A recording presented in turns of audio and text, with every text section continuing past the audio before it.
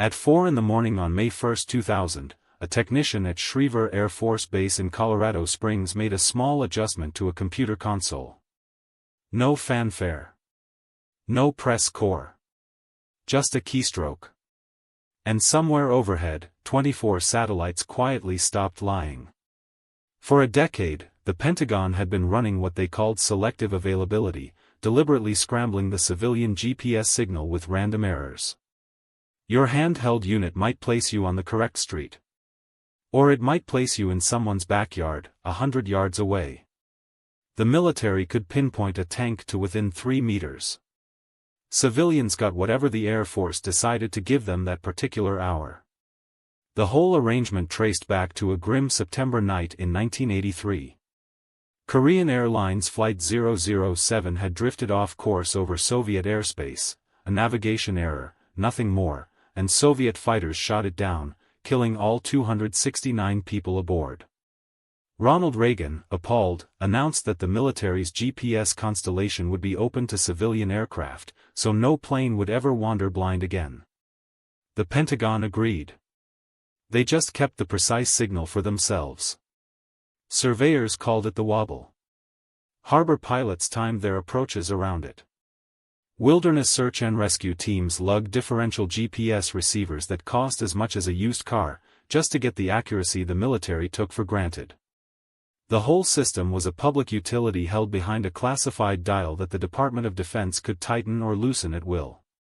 By the late 1990s, the economic argument for ending selective availability had become impossible to ignore. Al Gore's office was pushing hard. GPS was the backbone of a coming revolution in precision agriculture, container shipping, and emergency services. The military's counter-argument had also quietly collapsed. Commercial differential correction networks had already made the deliberate wobble irrelevant to any adversary serious about accuracy. On May 1, 2000, Clinton signed the order. The official statement did not quite capture what was about to happen to the world. Within hours, GPS receivers across the globe, the same devices, completely unchanged, suddenly knew where they were within 10 meters instead of 100. No hardware upgrade. No new satellites. Just a dial, turned. Within 2 years, dashboard navigation units became household appliances. Within a decade, 1 billion people carried GPS receivers in their pockets and used them to hail rides, find restaurants, and navigate cities they had never visited. The irony is quiet but pointed.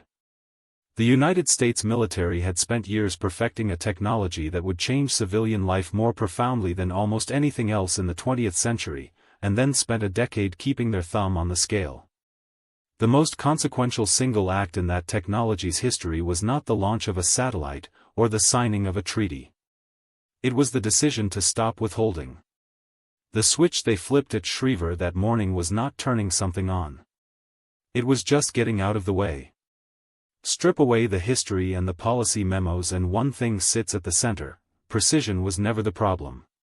The satellites were already up, the signal was already global, the hardware in people's hands already worked.